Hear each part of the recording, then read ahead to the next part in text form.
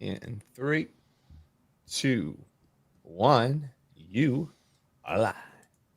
Welcome to the best sports betting show on the planet. This is WagerTalk Today. I am your host, Andy Lang. We are diving deep today into college football. Jesse's going to join us, talk a couple of teams in the Big 12. We're going to talk about attacking the second half of the MLB season, and we're going to do some bankroll resets. We're going to show you how we're going to attack the betting markets, at least how I am with this new tax law. So we'll talk about that at the end. And then we're going to do the very difficult Raiders 7.5 season win total. And Andrew McInnis is going to give us some CFL looks and a free play. Happy Wednesday, everybody. Hope $5 Tuesday treated everybody good. Hit the like button and subscribe to the channel. I mean, we're like a few people away from 210,000 subscribers. We're almost there. And we have a couple winners. Dan, do you want to do the winners of the Flex Pass? Oh, I love that. Right out the gate. Yeah. It gives some people some positive. excitement. Reasons to comment below, baby. Yeah, absolutely. So I had some really, really good comments. Chris, you were the random winner. I love the OVA, OVAH. I love it. And then the comment with the wife being the suffering Giants fan, that's always going to have our attention.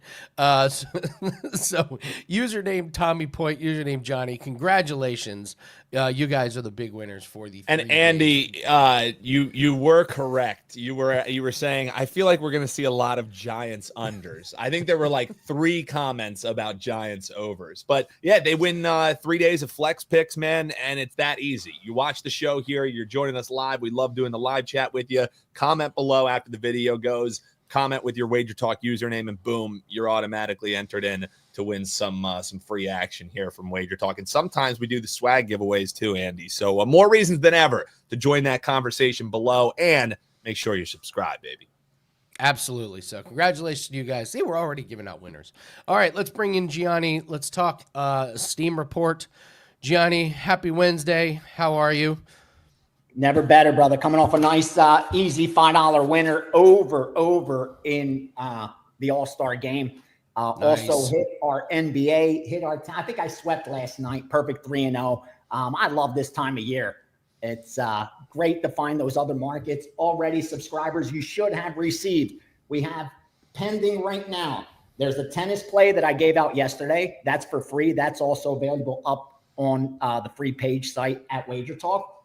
I sent out a golf play and a tennis play. So we have 2 tennis and a golf play. I added also another free premium today that's available for you guys, another 4%er.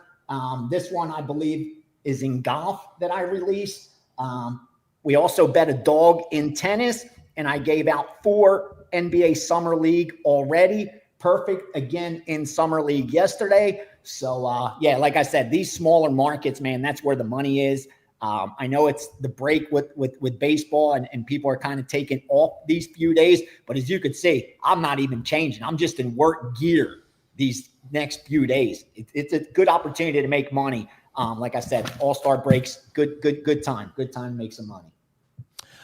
Any Steam that we should note? I know we got a WNBA game that just tipped off. I know we got Summer League. We got tennis, as you mentioned, UFC. I haven't seen too much movement in UFC lines. Anything of note today? Yeah, in WNBA, Atlanta got hit early. That line just moved way too quickly and way too significantly. Probably somebody wasn't playing, but Atlanta did get early steam as well as the under. So Atlanta and under in that early game. If you see anything that offers a little bit of value live, just know that's the sharp side, Atlanta and the under. Also, Minnesota later on. Minnesota -8.5, Minnesota -9 in WNBA action. And also the under from 158.5 all the way down to 157 under Golden State and Seattle. That's what has gotten hit so far in WNBA action. Again, like I said, the early game, Atlanta and the under, I was able to get down for the groups that I moved that for. But the line just moved too quickly. So unfortunately, subscribers, that's why you haven't got WNBA. Don't be pissed. If we aren't getting the good numbers, I'm not going to send them out. And the number on Atlanta and even the under was gone by the time, I saw in the WagerTalk back end. The line had just moved too much. In Summer League, like I said, I released 4 plays to subscribers already. I'll give you guys one of the premiums here. Brooklyn. I'll give you Brooklyn because we took Brooklyn, started taking Brooklyn at +2, took the Nets, and then took the Nets on the money line as well simultaneously. When they went to pick them, we laid the pick and laid the -1 as well, and even had some Brooklyn money line. So Brooklyn got bet as a dog and even got bet as a slight favorite of a pick 'em, -1. So laid a little juice there after getting 2 on Brooklyn. And like I said, Summer League, the lines moved pretty quickly there. As you can see, the Brooklyn, I think now they're probably like 2-point favorites. We started betting them when they were 2-point dogs. That's sharp in Summer League, and maybe I'll add another free play. Like I said, 4 came in so far, but these groups are starting to bet the Summer League as I speak, and hopefully we get some confirmation in WNBA because so far it's just been Minnesota and the under in Golden State, Seattle. Nothing really in MMA yet. In the UFC, I think that will start to pick up probably tomorrow and Friday. And that's usually when the bulk of the action comes in and you start seeing some of the bigger line moves in the UFC. I haven't seen really anything too significantly other than Max Holloway the line moving in his favor, which I expected. Again, Dustin opened as the favorite. That didn't last very long at all. That line flipped immediately to where Max was the favorite. And since then he's getting a little bit of money, but don't be surprised if this line comes way back. I think the Dustin bettors just haven't gotten to the window yet. I think they'll start speaking probably Friday and Saturday. Because again, if you're seeing the line move up and you could have got +110 yesterday, but you could get +115, 120 today, you're going to wait and see if you get 125 or 130 tomorrow. So I think the Dustin money is still going to come in. And I'm a little bit surprised to see Ige just continuing to get bet. I was surprised that he got hit at -180, but the fact that he's getting hit at -200, -210, and I'm seeing -220 in a shop like Bet Online, who I respect a lot when it comes to MMA. Ige's getting blasted for some reason. And again, Pitbull looked as bad as you could possibly look. So I think there's a little recency bias to that price. Yeah, the WNBA game, Atkins and Angel Reese were ruled out. That's why that play got hit really hard. So if you guys are watching it live and you want a live bet, you could look at Cardosa over her rebounds. She only has 1 to start the game, but her total was 9.5. She's going to be the big, playing most of the minutes. So Brian S. was asking about any regular season win totals that you have your eye on, Gianni. By the way, your proclamation about the Tigers, I think they lost 4 in a row to right before it's down to 60.8%. So that's where it's pretty good. It's not like I'm a psychic. It's just we see it every year. It's just a repeat. Why you got to change it? Nothing's going to change. And everybody's been bashing me all about Detroit. They keep winning. Just let's see where it ends. How it all turns out. I'm trying to find season win totals for second half, and I'm not seeing them. Okay. I got them on DraftKings. So maybe we'll do that topic tomorrow if you can find them. Because again, none of my I can't bet it. Like again, I have some accounts you're into not those books, but I use them for some live stuff. I'm not going to bet this shit. Oh, excuse me, like to get it flagged off of that stuff for like DraftKings or FanDuels. But yeah, even my off-screen outs don't have second half season win totals, and I just keep hitting refresh because I have my numbers already. My guy sent it to me where he expects all these teams to finish when the dust settles. He made his all his updates leading into the break. But yeah, hopefully we have some tomorrow that we could go over. I'll make sure I look for some, even the DraftKings ones. I'll even pull those up and give you some that I think offer up some value for you guys. So I'll rate that. All right, Brian, we'll do a little bit more deep dive on that tomorrow. So Gianni, congratulations on the $5 play. Nice sweep. What do you have up for clients today? All right, we got our UFC package up. The 5% is already in there. Love that play.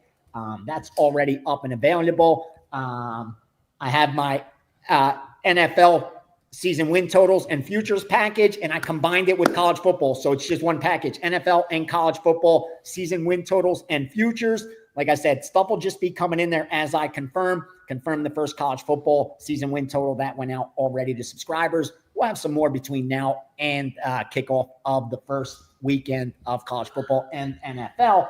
And again, I can't package up the NBA Summer League because the lines, you're just not going to be able to get the lines. Like if you're not a subscriber, you're not going to get the lines. We have enough time to get down, but you don't have more than like 15 minutes or so. The lines are going to really, really start moving. So unfortunately, you can't put them in a package, but baseball's almost back and we'll have daily packages up again. I'm sure they got some long-term special for you guys because we're running hot right now and really excited about the second half of baseball and football ahead. All right. Great stuff, Gianni The Greek. Go check him out at WagerTalk. Happy Wednesday.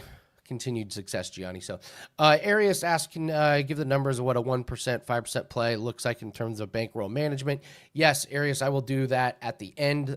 We've kind of forgotten to do that last week, so I will get back to showing you guys some bankroll management. I'll show you my bankroll.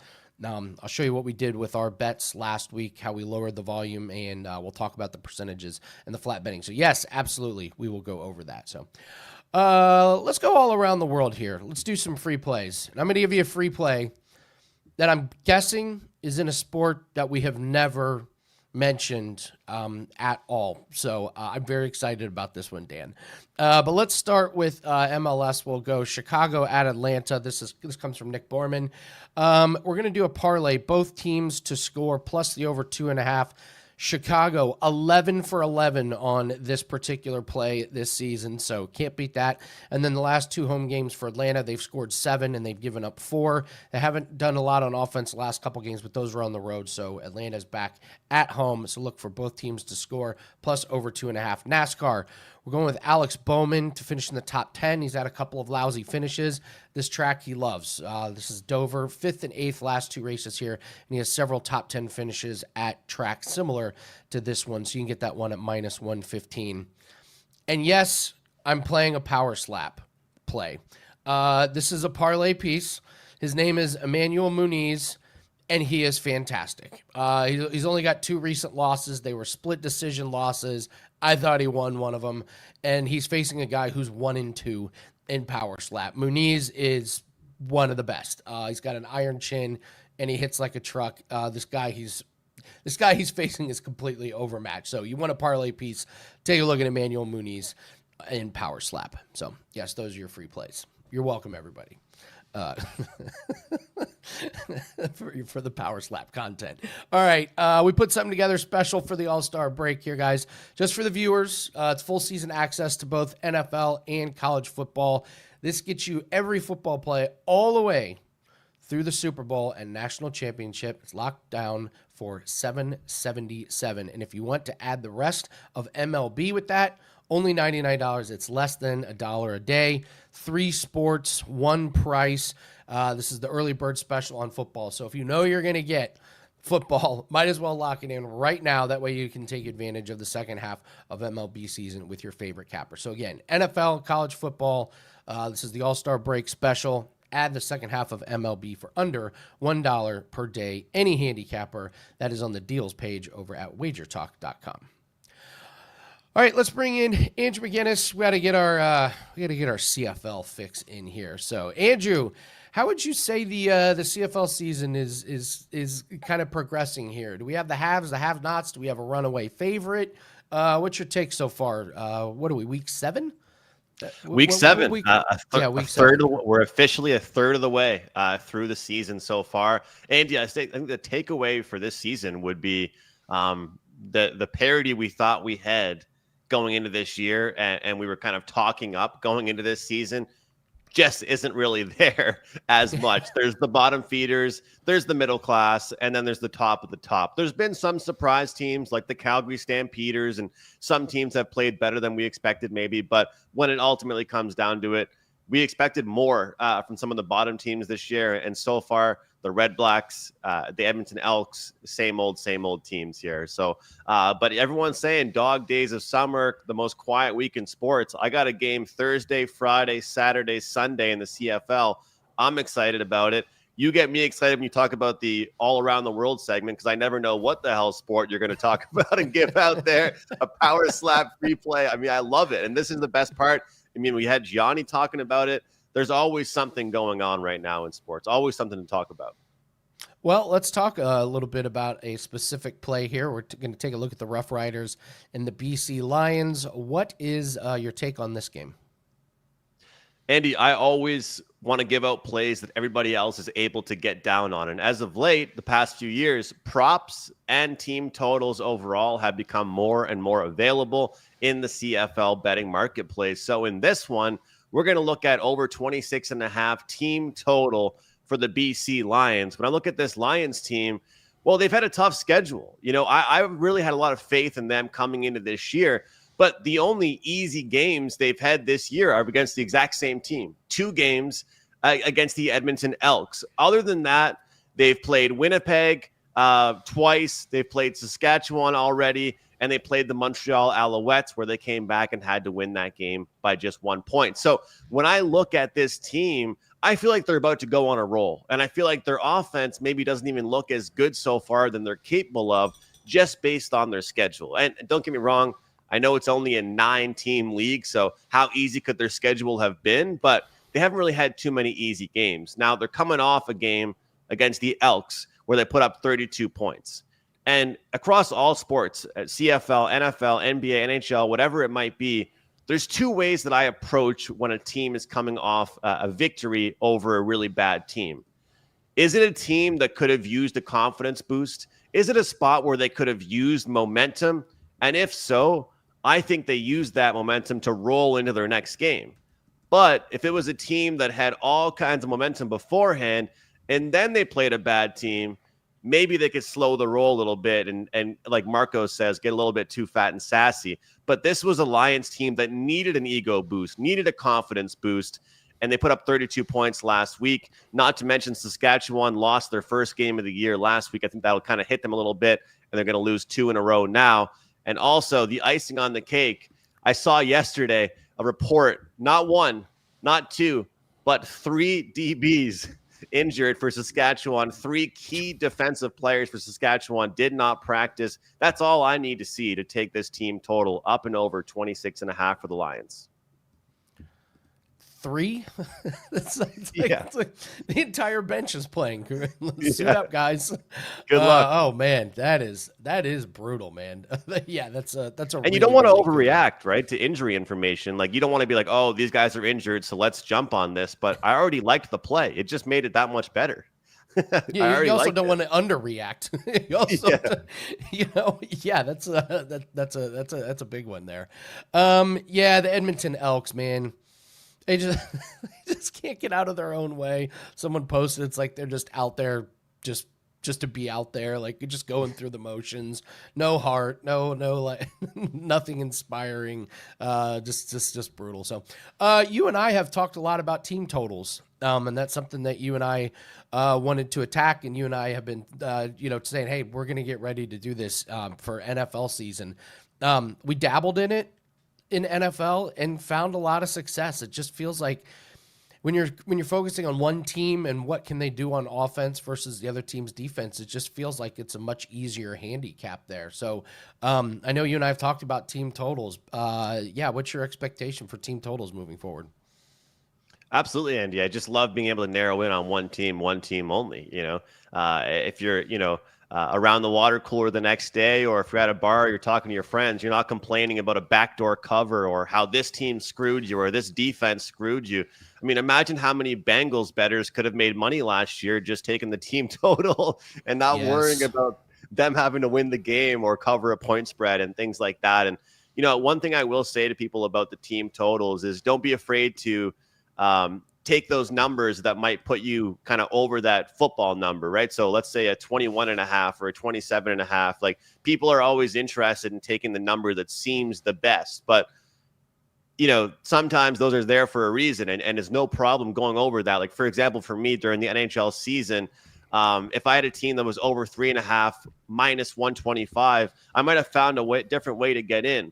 But if I saw that plus 105, plus 110, sometimes that was the range I liked a little bit. So one thing I like about it the most is that you can manage your bankroll properly. And I always think back to the NHL season. This past NHL season was the time I had the most team totals. And Andy, my hit percentage was 51.6.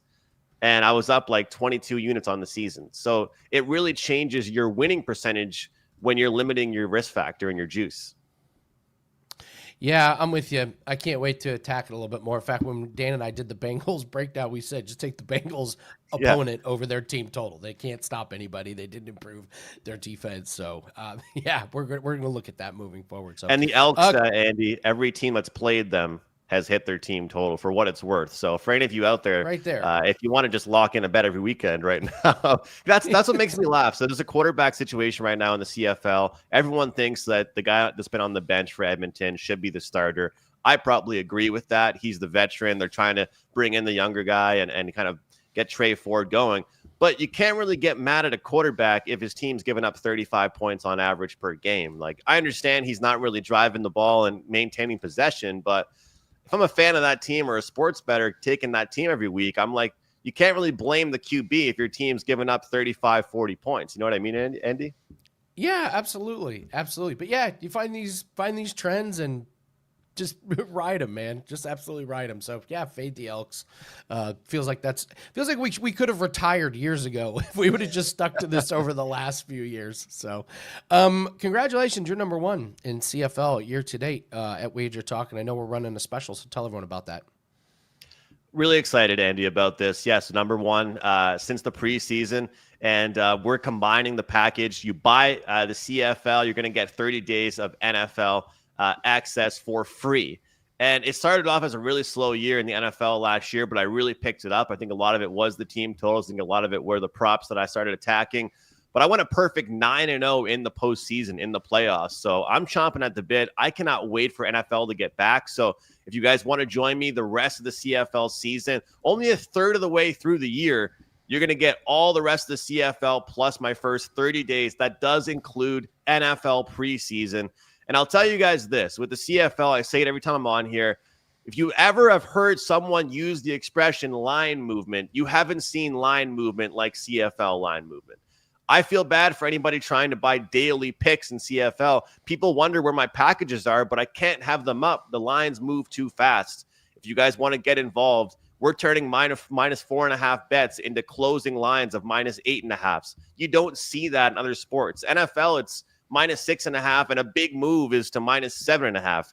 That's nothing compared to the CFL. You guys want to jump on board with me, the rest of my CFL plus 30 days in the NFL. So 7-3 run right now. Looking forward to the weekend. We got a big 5% play going Friday night.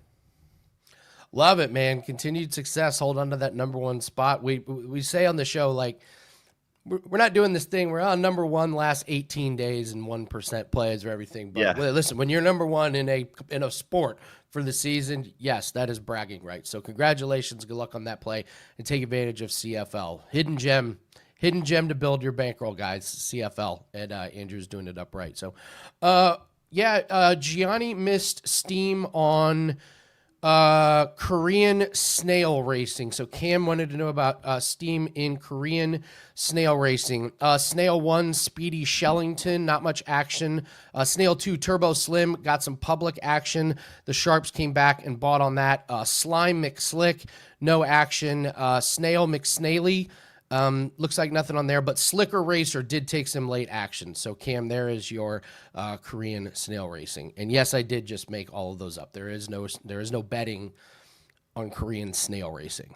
But if there was, that's your Steam report. So we do it all here at WagerTalk Today.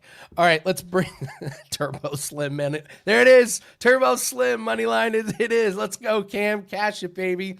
The good news is you cannot lose that bet. So let's bring in Jesse and let's talk some college football. Let's talk about some teams and some athletes that do exist.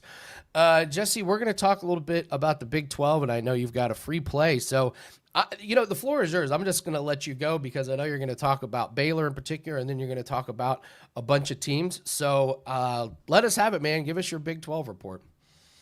Yeah, well, I was one of many people that were surprised when Phil Steele came out with his Big 12 rankings because he had Baylor ranked number 1 overall in the Big 12, followed by Utah and Iowa State. And most rankings don't have any of those 3 teams in the top 3. So raised a lot of eyebrows. I like Phil Steele, of course. I hate to go against him, but I have to disagree. I think Baylor is overhyped.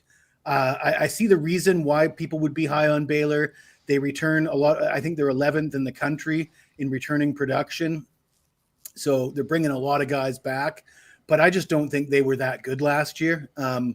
People are high on their quarterback, Sawyer Robertson. He put up nice numbers last year, but without any really signature wins. Like, he was throwing for a ton of yards and touchdowns against bottom feeders of the Big 12. And to me, that's just not that impressive.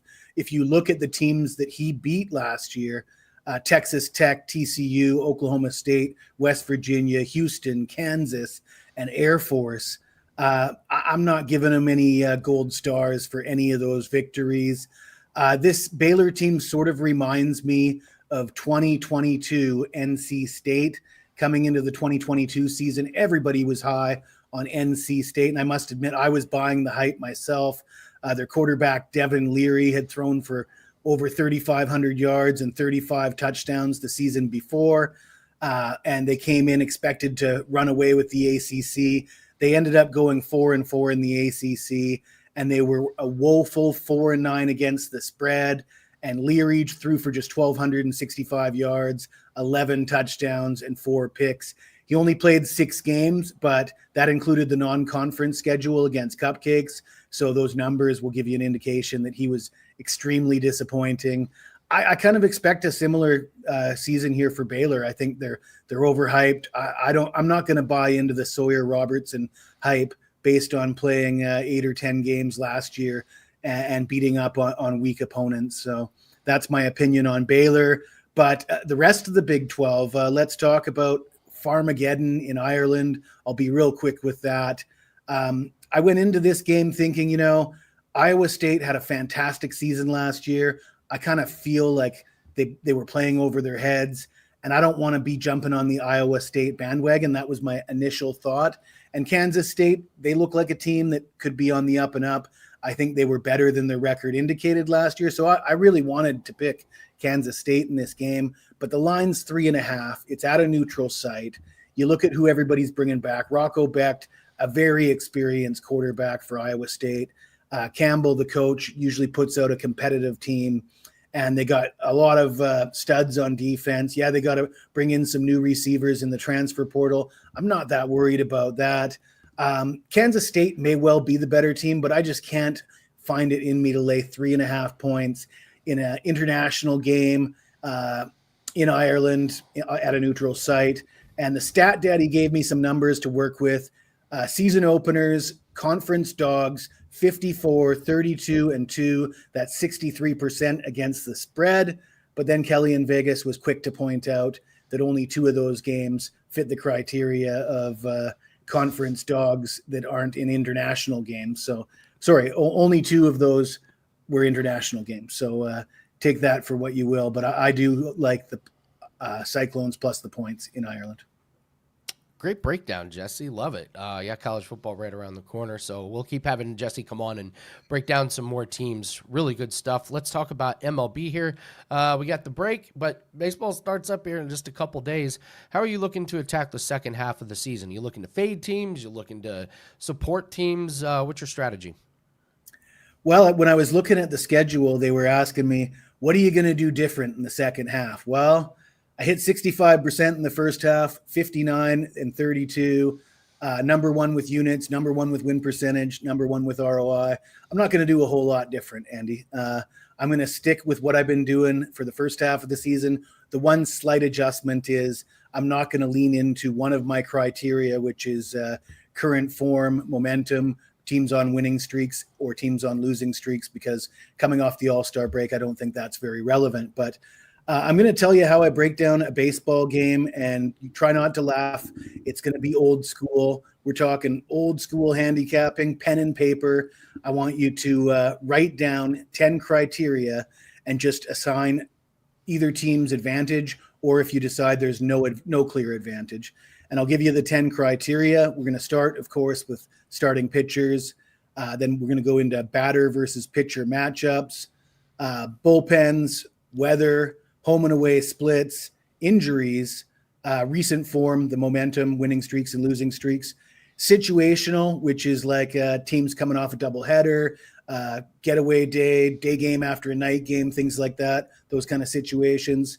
Park factors, if you're betting totals, you got to know how the park plays, whether it's the wind blowing in at Wrigley or Colorado or the Sacramento park, the AAA park in Sacramento is a real over park. And history, rivalry games, Yankees versus Red Sox. Sometimes one team might be the better team, but their rival has their number. And so you assign advantages. That's 10 criteria. And if you can come up with a +4, that's a bet on situation. And if it's any better than +4, hit it a little bit harder. But that's a simple strategy. And it's been working for me for a couple decades now. So that's how I handicap Major League Baseball. Do you start to bet against teams when it's pretty obvious that they've thrown in the towel or they start trading guys, or is that something that you look at, or do you just stick to those criteria?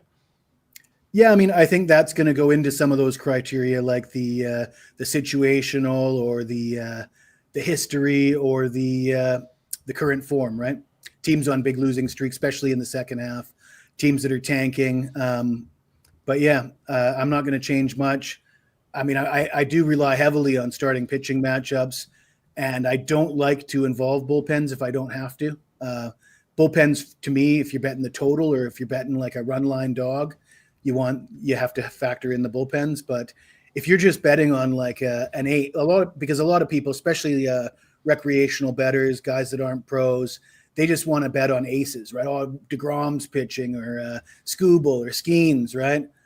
I think if you're doing that, you're wasting your time betting on 9 innings. You might as well just do first 5 bets.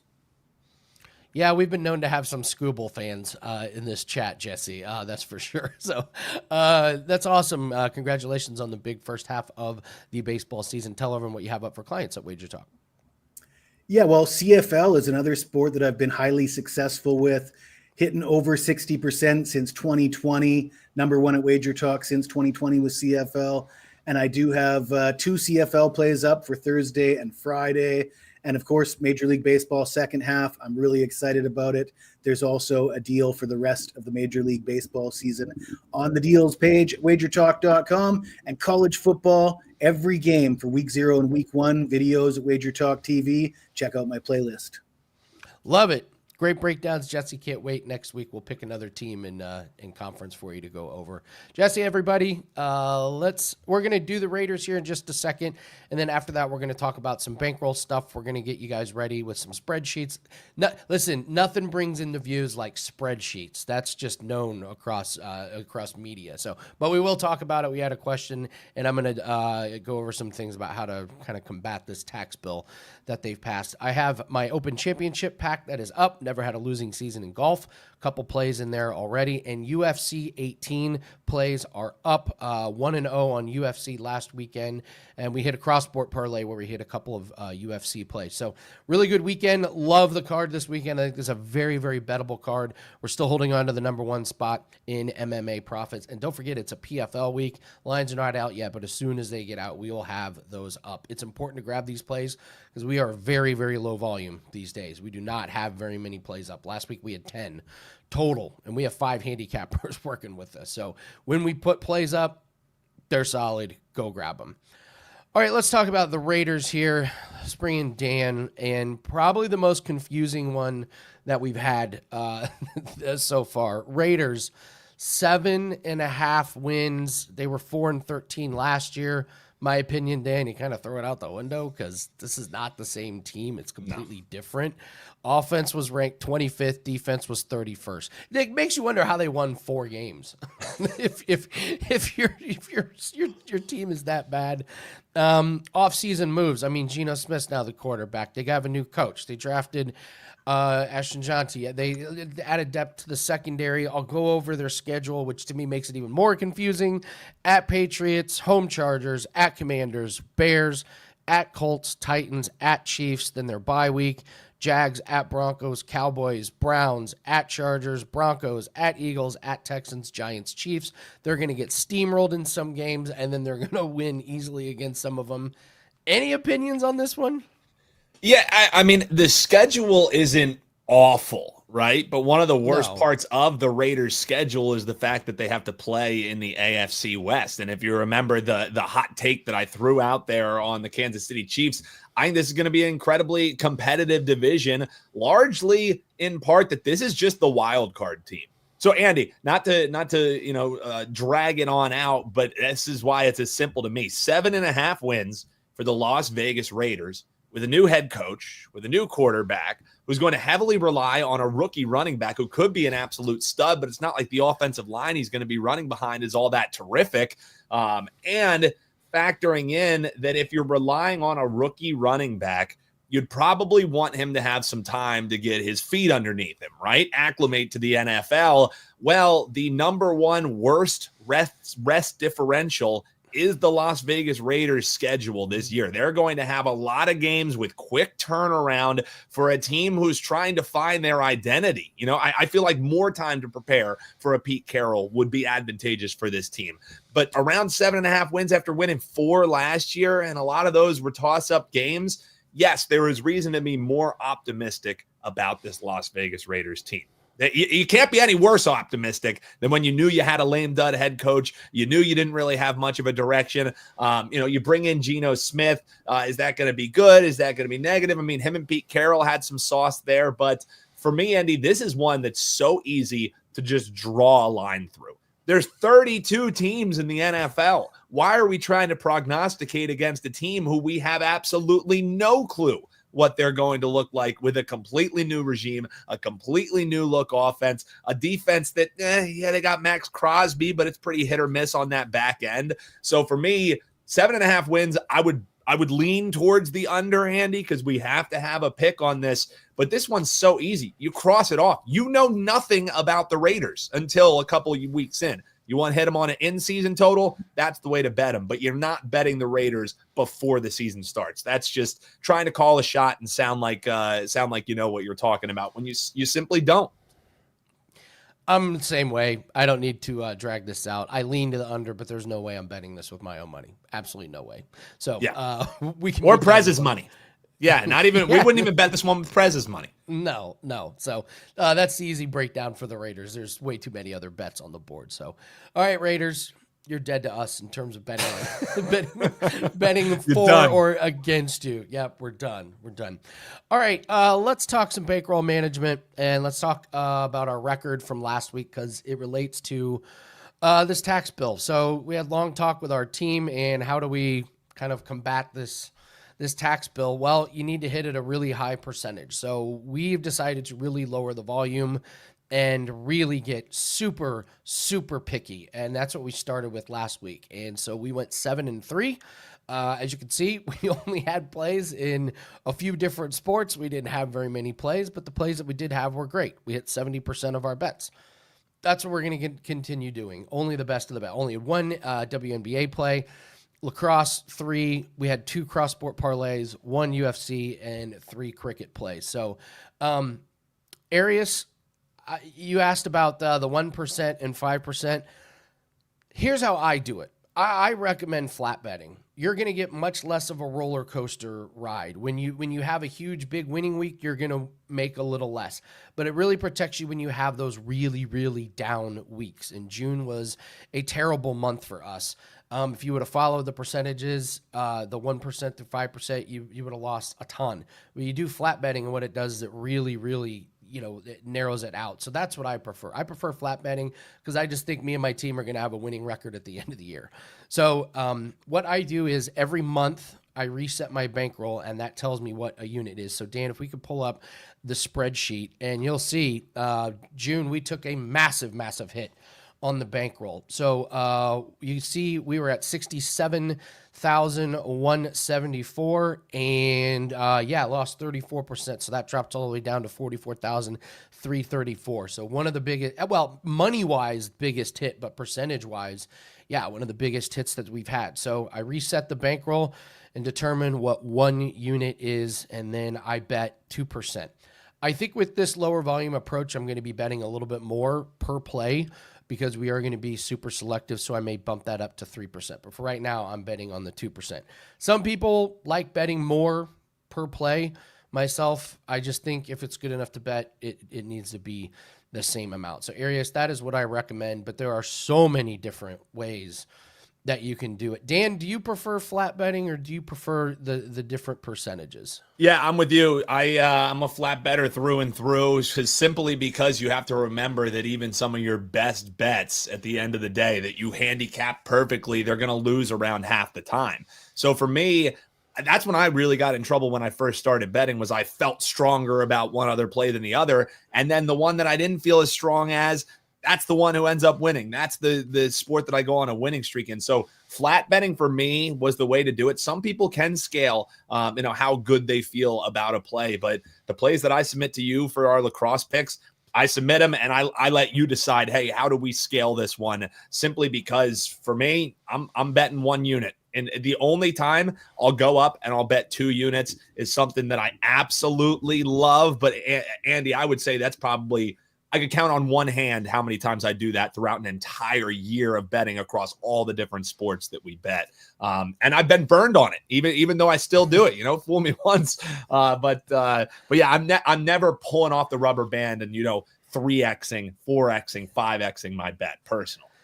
Yeah, I don't do that either. I've learned my lesson. And really what it does is it protects you in the losing.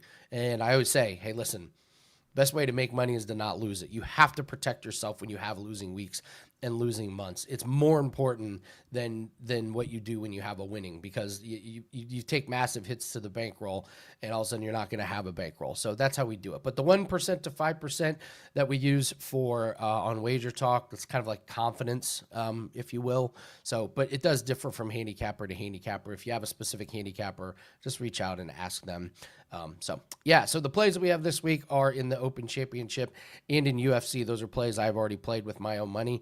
And also, if you want to join our Discord, it's the Winning in the Shadows Discord. I'll put a link in the comment section. You go in there. We have these spreadsheets for free that you can download. You can track all your plays. You can track your bankroll. That's free to you. So I'll put a link in the comment section below so you guys can go download that. But if you're not tracking your plays, if you're not keeping track of your bankroll, you're really doing yourself a disservice, and it's a best way to learn what's working, what's not working. So take advantage of that. Those are free tools, and all the instructions in there on how to set up. So thanks very much, guys, for joining us today. I know there's not a lot of sports going on. Not my opinion. We got Open Championship. We got UFC plays. We got NASCAR. We got Korean snail racing. By the way, post your favorite snail name in the comment section. I had some good ones. Snail Bolt, that was a good one. So post your favorite snail name, and we'll pick the best one and put it on the show tomorrow. So make sure you hit the like button. Make sure you subscribe to the WagerTalk channel. Help us get to that 210,000 mark and join the WagerTalk family. So we'll be back tomorrow. I'll start talking UFC, PFL. It's Dakota Ditch of a week. Those who know. So good luck. And we're also going to talk some MLB win totals tomorrow. So lovely show today. We got a big one tomorrow. Thanks for joining us. Good luck on your bets and take care.